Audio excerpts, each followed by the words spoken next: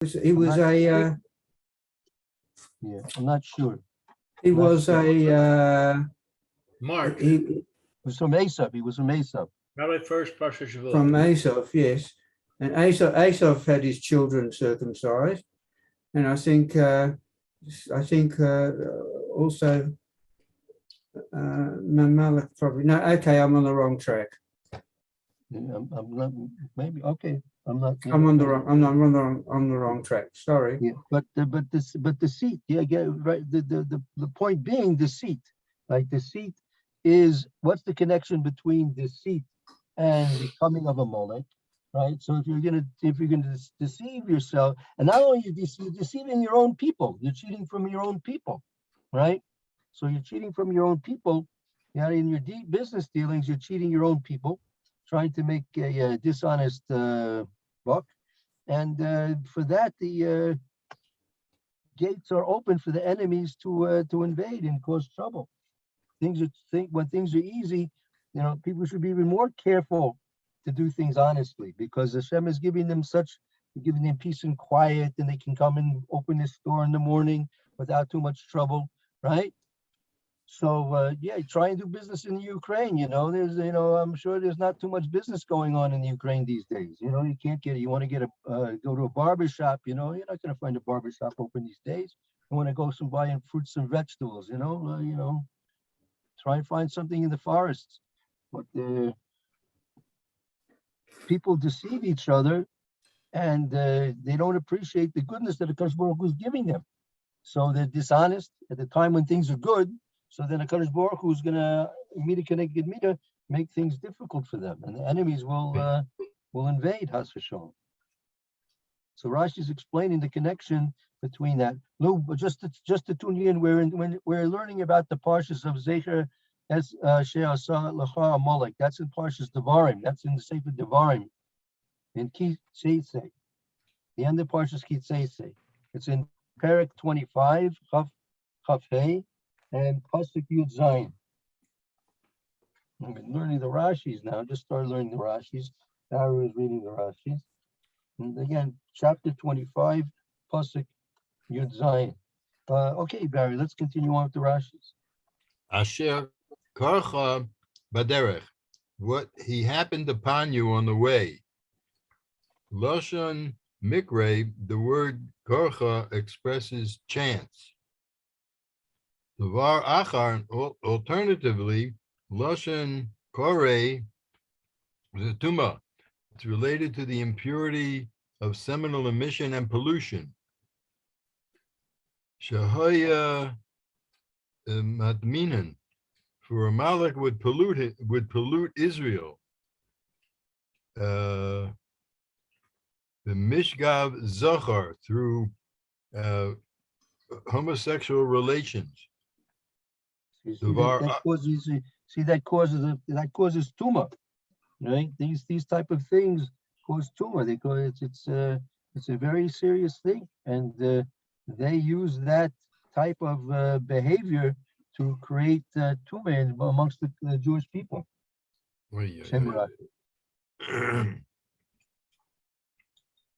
Davar achar, alternatively, lashon kor v'chum. The word karcha expresses cold and heat. Tzencha, Amalek chilled you. V'hifshicha matichascha, and cooled you off from your boiling heat. Mm-hmm. Oh, that was when we first became close to Hashem. Right. Rashi's going to explain. He's going to give a mashal. Shahaya leumas Yereim v'hilachem b'chem. For the nations were afraid to do battle with you. Right, because after all, they saw what happened in Mitzrayim. They saw the 10 plagues in Mitzrayim, and they saw the destruction of the Egyptians in the Yam Suf. So all the other nations were very afraid. And Hashem wanted them to be afraid, because Hashem wanted to instill in them a certain year of Shemayim. The whole episodes of the 10 Makkahs and the grand finale of the Yam Suf. That was exactly supposed to do what it says in Parshas Yisro. Parshas Yisro said he heard about all the things Hashem did, and he decided he's going to come and be Mizgayer because now he sees the truth of HaKadosh Baruch Hu in the world through the miracles that he did through to the Klal Yisrael. And all the other the rest of the nations also. nations heard, Excuse me? and the other nations heard it along with Yisro. Yeah, everybody heard it. Everybody knew about it. That was the whole point. Hashem wanted, that's what we say, the Yad Chazaka. HaKadosh Baruch Hu took us out of Mitzrayim, Yad Chazaka. That was it with not quietly and in secret. He took us out with a great amount of publicity and a great amount of fanfare and a great amount of, you can imagine what was being talked about in the congresses and the senates and the houses of all the various different nations that existed at the time. That look what's happening to Mitzrayim. Another Makkah was, it took almost a full year for the Makkah to take place, and then it was a culmination of the Yam Suf. And don't forget, Mitzrayim was the world power at the time, right? They were the world power. That was what Yosef did for Paro. Yosef was sold down to Mitzrayim, and he became the Mishnah Melech, the viceroy to Paro. And during the famine, he made sure that all the world's nations would come to them, to the Egyptians, with their money, right? And they were begging for food. They were begging for bread and for flour to cook bread. And Joseph would sell it to him, and he sold it for a good price, I'm sure. And so all the riches of the world were brought down to Mitzrayim. Mitzrayim was the one and only world capital, right? Rabbi, Yes, Lord. this reminds me of the question that I promised you I would remind you of. Yeah. About Haman and why we focus so much attention on Haman. You can ask the same question here. Amalek has a job. Their job is that when we are not behaving properly, then Hashem empowers them and they rise up against us. So that's what's going on here. We were not doing properly. We were not acting properly. And so Amalek came. So why are we focusing on Amalek? Why don't we focus on our behavior? Oh, so basically we are really focusing on our behavior. That was the beginning of the Rashi, right? Rashi was warning us that this was not without cause, meaning the deceit that takes place if people are not honest in their weights and measurements in their business dealings, right? So that creates an opportunity for the enemies to come against us, right? So really and truly, these things are really absolutely for the benefit of Klal Yisrael understanding and knowing that our behavior is paramount in creating our destiny. Meaning the nature of the world is built that there should be a opportunity for Klal Yisrael to be engaged in Torah, Avoda, V'Gemilos Haseding. In Torah, learning Torah, Avoda, having a Beis Hamikdash or having prayer services, and Gemilos Haseding, doing acts of kindness, mercy. So this is what Klal Yisrael is supposed to be doing. And the world is created so HaKadosh Baruch Hu could allow Klal Yisrael to do these things. And so as long as we do these things and we're fulfilling our purpose in the world, so the world has a purpose as well. And the world will achieve to the maximum ability its perfection. But if we're lax in what we're supposed to do, we relax in our responsibilities, so that creates a breakdown in what we call the Siyata D'Shmaya, the divine protection that Klal Yisrael is usually privileged to have. And once that break in Siyata D'Shmaya occurs, so then the natural forces can come against us and do whatever Hashem is going to be decreeing that is necessary to do and to be done.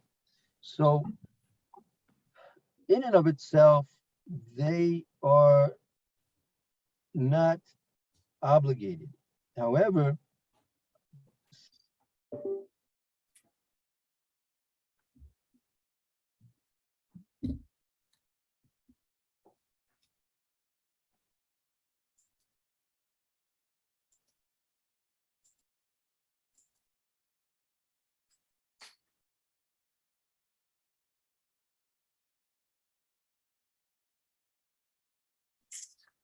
our part to preserve the natural order of the world, that Klal Yisrael is at the apex of creation, and all of creation is subservient to serving Klal Yisrael, so we can perfect ourselves and the world alone through the learning of Torah, the doing of avoda, and the doing of merciful acts. So if we preserve our point of being at the apex of the world, like if you ever, I don't know if you've ever noticed, you look at the American dollar bill. You ever see an American dollar bill? Roy, did you ever notice an American dollar bill? I haven't examined one. I've seen one maybe a long, long time ago. Are they still printing them? I think so. I think so. No. If you want, you can probably download the program and print them yourself. Oh, sorry, say it again. If you want, you could probably download the program and print them yourself. I'm not that clever. Okay. Thank I God. might be dishonest, but not that clever. It works for dummies also. Here, anyway, this is the back of the American dollar bill. Oh, yes. Goodness. See It's after very here? elaborate. Yes. You see on top. You see that big one. See that big one. Yes. So on top of it, it says, "In God we trust." Right. That's yeah, I've heard about that. One. In God we trust is one. He's one. You didn't put it on the Yeah. 10. It put it on the $10 bill too. But if you look over here also, you see Yeah. that pyramid. The what? The pyramid, yeah. See that Pyramid, pyramid? yeah. It's got an eye. It's broken up. It's broken from the top, and it's got an Uh-huh. eye there, right? Right. Right. So that's I don't know what symbolization. There's a lot of symbolization that they symbolic meaning that they have to their own thing.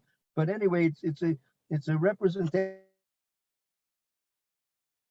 also, that intention, but represents Klal Yisrael also. Klal Yisrael is separate, right? Is separate from the rest, right? Just like that top apex is separate from the rest, right? Separate Yeah. from the rest. And it's the apex. Likewise, Klal Yisrael is separate from the rest, and it's apex. It's the apex of creation, the whole purpose of creation. Wow. So when we maintain our status, so the rest of the pyramid also is maintained. But if we lose our status, then the whole thing breaks down, right? And then Amalek comes, Haman comes, and everything has to be restructured. So the ascendance of the Rishoyim, right?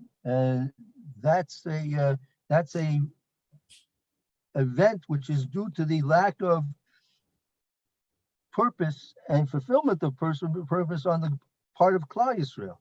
If we get back on track, which occurs, for example, with Purim, Mordechai got Klal Yisrael back on track. So why did Haman come to power? Why did by Amalek in the Parsha there? Why did Amalek come against us? Because we were off track, right? So the only reason they had powers is because we got off track. So their punishments are not really punishments, meaning they have Vayikra. They did what they did with free will and free choice, and the Kadosh Baruch Hu chose this means of disruption to bring the Klal Yisrael back to do tshuva, right? Back to do tshuva. So when we came back to our status, right, which was, for example, let's use Mordechai and Esther, and he caused us to do tshuva, 3 days fasting and everything else. So we came back to our previous status. So now there's no need for a Haman, right? There's no, and if we maintain our status, there will be never need for a Haman. So what's Haman going to do?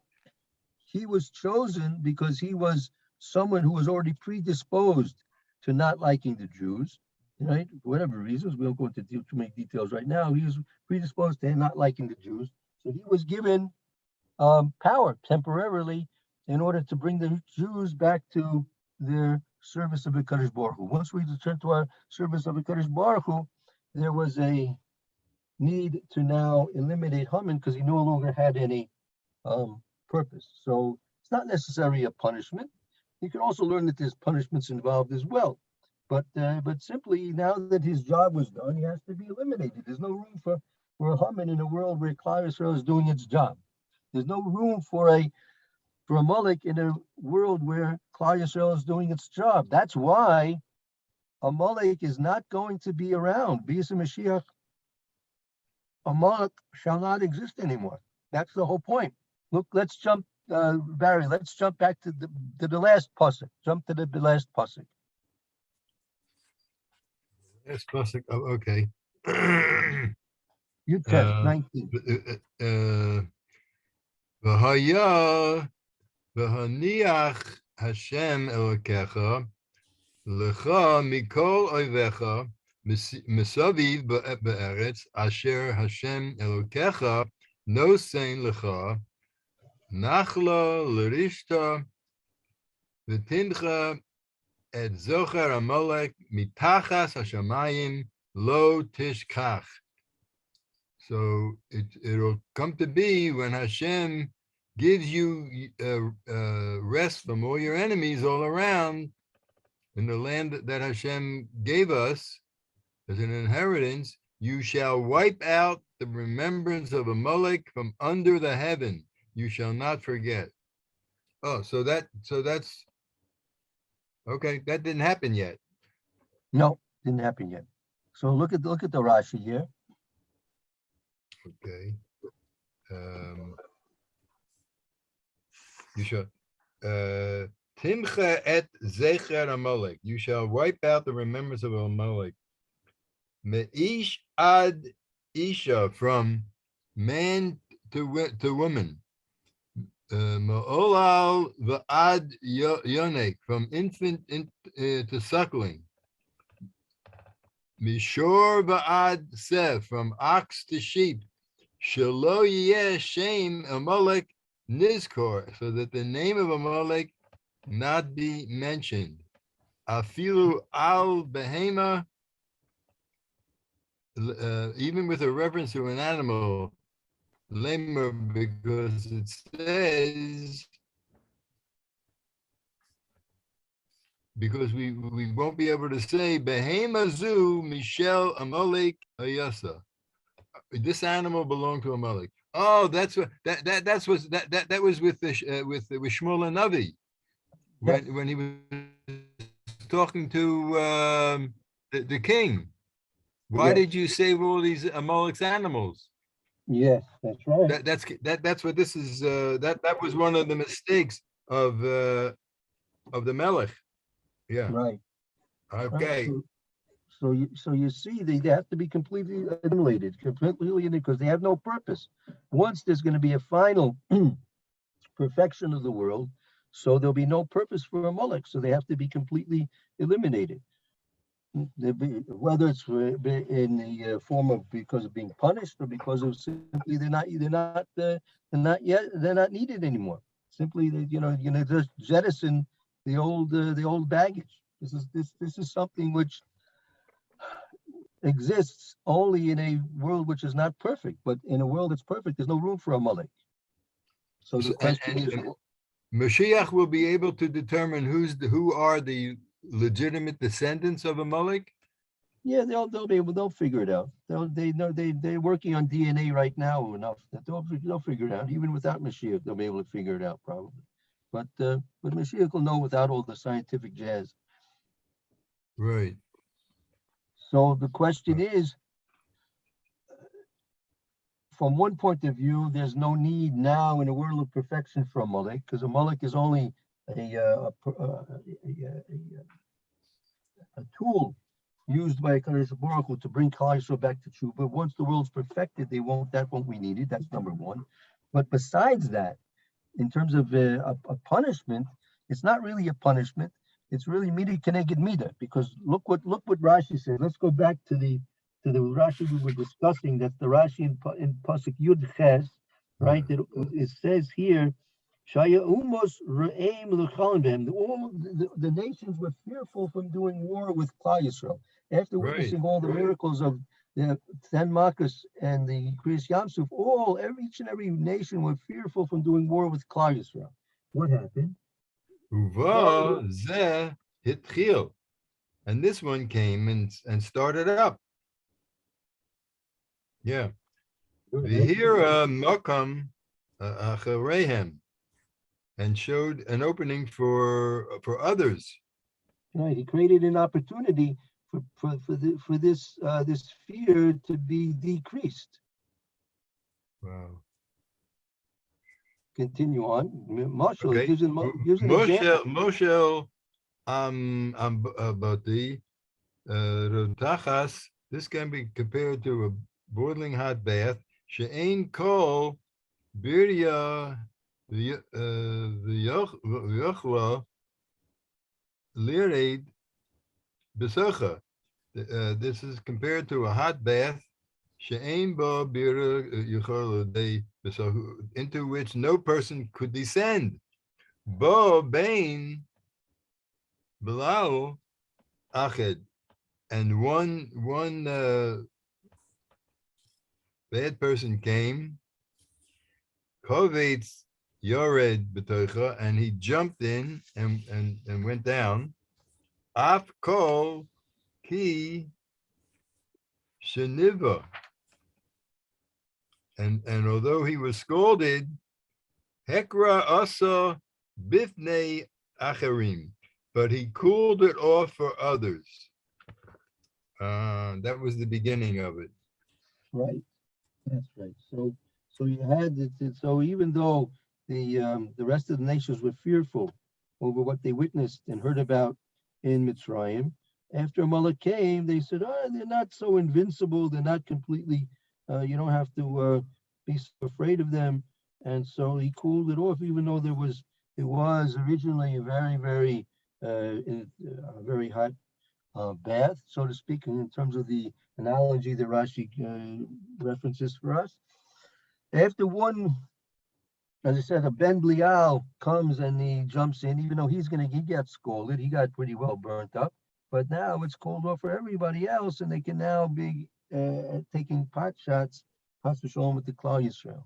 So what did Amalek do? Amalek, there was a certain level, a state of Yiras Shamayim that existed at the time when Klal Yisrael came out of Mitzrayim.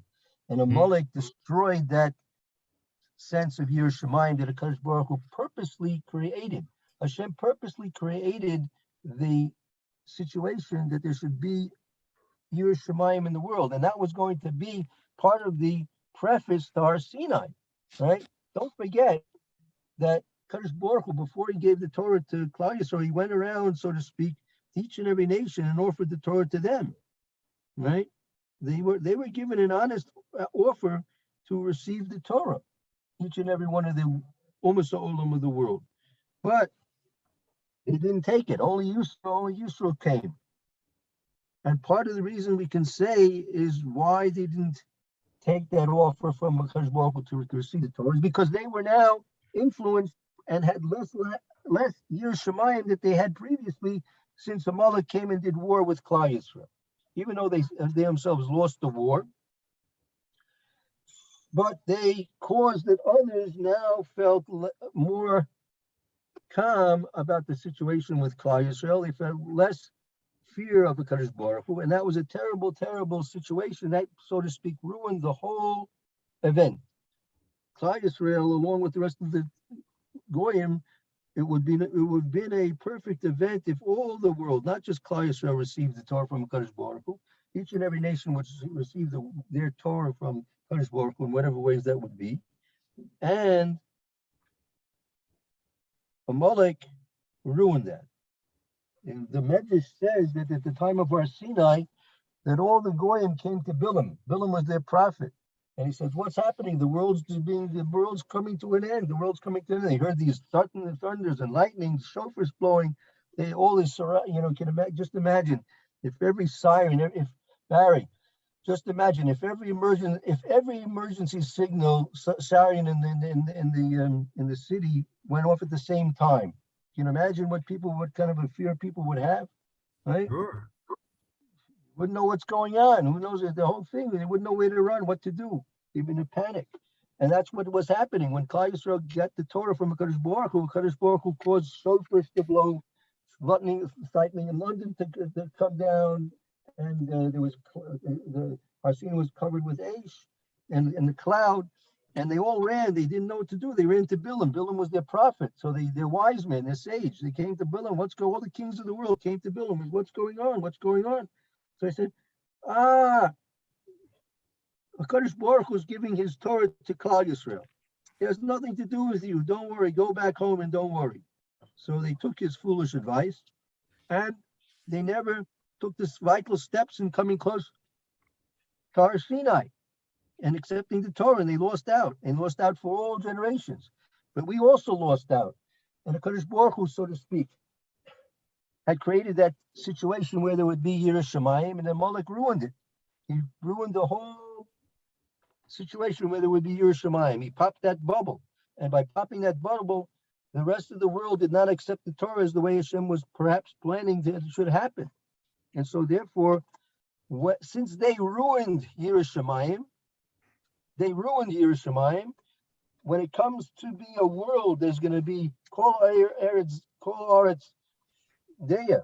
There's going to be Yiras Shamayim from all aspects. In the world of perfection, there's going to be a world of Yiras Shamayim, an oilam of Yiras Shamayim, and Amalek has no place in a world like that because they destroyed Yiras Shamayim.